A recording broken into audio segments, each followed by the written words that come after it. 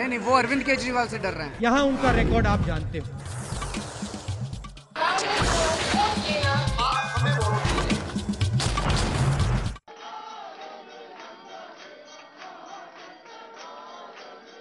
दिल्ली के मशहूर कालकाजी मंदिर में हर दिन सैकड़ों श्रद्धालुओं का तांता लगता है। ऐसा माना जाता है कि इस मंदिर में मनोकामनाएं पूरी होती हैं। यह मंदिर कालकाजी विधानसभा सीट के अंदर आता है, जहां पिछली बार हरमीत सिंह ने कमल का फूल खिलाया था। यूं तो हरमीत सिंह अकाली दल में थे, लेकिन उन्होंने चुनाव बीजेपी के चिन्ह कमल पर लड़ा था, इसलिए उन्हें बीजेपी प्रत्याशी ही कहा जाए।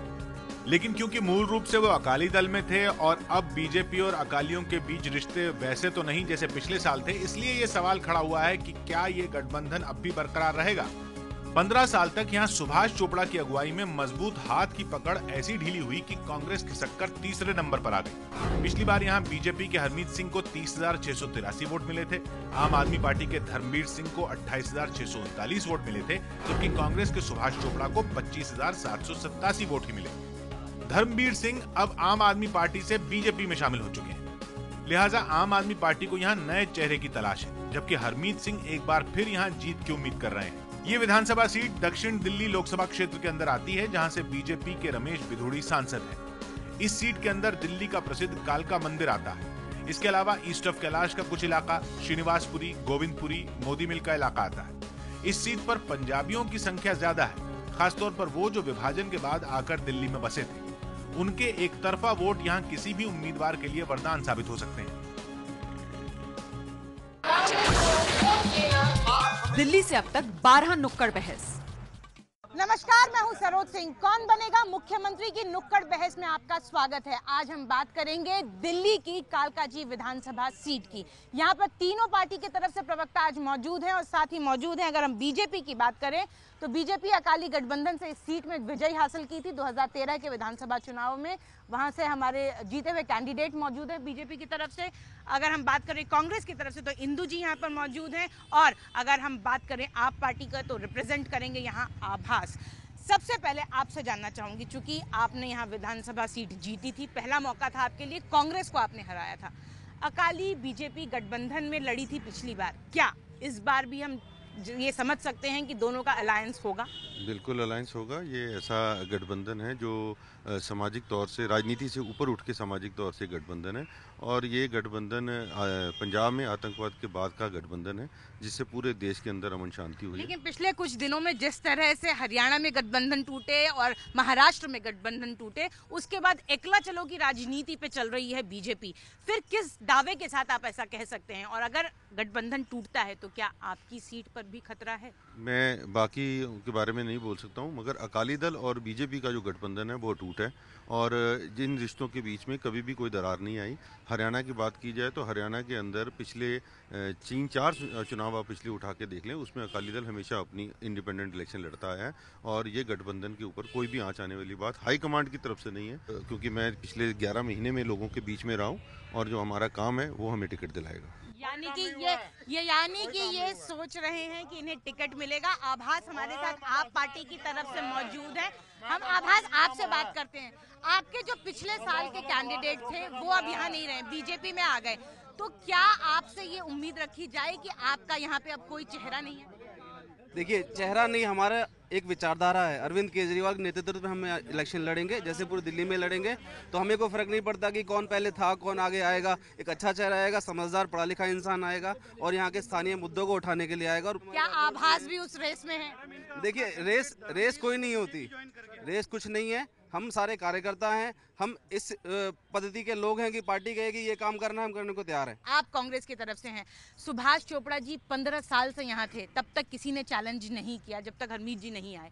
आपको क्या लगता है क्यों जनता नाराज हो गई थी, और क्या वापस जनता आप में फेथ दिखा पाएगी? आज की डेट की जो स्थिति है वो ये है कि आज एक एक आदमी ये ढूंढता है कि हमारा एमएलए कौन है और कहाँ रहता है, उसका फोन नंबर क्या है। आज देखिए जब आप बोले तो मैं नहीं बोली। मैं आप सबसे रिक्वेस्ट करूंगी, आप पे भी आज की डेट में कालकाजी विधानसभा सुभाष चोपड़ा जी को जिताने के लिए तैयार बैठी है। एक एक आदमी हमें कह रहे हैं कि कृपा करके इलेक्शन होए और सुभाष चोपड़ा जैसा आदमी वापस कालकाजी का एमएलए बने और इस विधानसभा को संभाले। भारतीय जनता पार्टी ने कांग्रेस के उन कामों को बंद कराया, जैसे झुग्गी में जो शौचालय होते थे उसके पैसे को भी ये खाते थे, जिनकी आपसे मैं जानना चाहती हूँ, आपके विधायक मौजूद हैं, आपने कितना खर्च किया अपने फंड से इस बार? 2 करोड़ के ऊपर से खर्च हो चुका है। 2 करोड़ अभी बचे हुए हैं, 2 करोड़ बचे हुए हैं। इसमें आपका टेक लेती हूँ, 2 करोड़ अब भी बचे हुए हैं इनके खाते में, लेकिन आपको क्या लगता है 2 करोड़ बचा रहना, यही रिपोर्ट कार्ड लेकर आप जनता के पास जाएंगे? देखिए, आपके तो मैक्सिमम लोगों ने 3 से ज्यादा ही खर्च किया। जहाँ तक रिपोर्ट कार्ड की बात है तो आपको सारी दिल्ली के रिपोर्ट कार्ड पता है कि किसने कितना काम किया है 10 महीने में, बीजेपी ने क्या किया, अकाली ने क्या किया, कांग्रेस ने क्या किया। ठीक है, आम जनता सब देख रही है, उन्होंने दोनों पार्टियों को देख लिया है। एक सवाल आपसे ये बनता है मेरा कि जिन इलाकों में आप जीत के आए, क्या केवल आप पार्टी की जिम्मेदारी उन्हीं इलाकों में बनती है? क्योंकि यहाँ से आपके जो सेकंड पोजीशन पे आए थे वो तो छोड़कर चले गए, तो आपकी पार्टी ने इस पूरे इलाके को अनदेखा कर दिया, फिर किस मुंह से आप जाएंगे? यहाँ पे बिल्कुल अनदेखा नहीं किया, यहाँ पे स्थानीय मुद्दे हमने बहुत जोर शोर से उठाए, ई रिक्शा का मुद्दा हमने उठाया, यहाँ की टीमें गई हैं, वहाँ पे शौचालय की प्रॉब्लम देखिए, वहाँ पे कैंप्स में देखिए, कैंप्स को छोड़ दीजिए, शहर में देखिए, इस पार्क को देखिए। क्या चाहते हैं आप इस बार चुनाव में? मेरा मत ये है कि जो क्या चाहिए आपको, जनता के तौर पे बताइए, चुने हुए विधायक से क्या चाहिए? मुझे अपने इलाके का विकास चाहिए। क्या जैसे? अपने इलाके का चाहिए, बिजली चाहिए, पानी सड़क चाहिए, बिजली, स्कूल अच्छे चाहिए। स्कूल अच्छे चाहिए। आपको क्या चाहिए विधायक से? स्कूल चाहिए, पार्क अच्छे होने चाहिए। पार्क अच्छे होने चाहिए। पार्क क्यों अच्छे होने चाहिए? मैडम, मैं बी ब्लॉक का रेजिडेंट हूँ। इनका ये जो काउंसलर है उर्मिला, वो भी बीजेपी की है, ये वाले साहब सिंह साहब भी बीजेपी के हैं। इसके अलावा आप ये देखिएगा कि काम क्या हुआ है बी ब्लॉक में। आपको लगता है काम नहीं हुआ? आपसे जानना चाहती हूँ। नहीं, कोई काम नहीं हुआ। कोई काम नहीं हुआ। क्या चाहिए था आपको? एटलीस्ट यहाँ पे लॉ एंड ऑर्डर अच्छा होना चाहिए। लॉ एंड ऑर्डर अच्छा होना चाहिए। आपको क्या लगता है, क्या चाहिए था? इस पार्क की स्टेट देख लो, इतनी अच्छी स्टेट है, 52 CCTV कैमरा लगने वाले हैं पूरे कालकाजी में। जो भी आपको लग रहा है ये अच्छा हो रहा है? बहुत बढ़िया हो रहा है। मैं बिल्कुल समझता हूँ, आप भी समझती हैं कि पिछले 4 महीने का जो हमें समय मिला बजट के बीच में, उसमें काम हुआ, और 15 साल से जो काम नहीं हुआ, जुलेना के अंदर पाइपलाइंस डली हैं, ईस्ट ऑफ कैलाश में पाइपलाइंस डली हैं, जो 15 सालों से काम नहीं हुआ वो काम हमने किया, और सिर्फ 4 मंथ का। और जो ये बातें कर रहे हैं, ये इनकी बात है, सिर्फ 4 महीने में 5 साल का काम नहीं हो सकता, सिर्फ 4 महीने में 5 साल का काम नहीं हो सकता। क्या इस बिना पर आप इनको थोड़ी रियायत? हमने 49 दिन में जो काम करके दिखा दिया है, ये 400 साल में नहीं कर सकते। नहीं, ये झूठ बोलकर सत्ता में आए, ये झूठ बोलकर सत्ता में आए हैं, ये झूठ बोलकर सत्ता में आए हैं।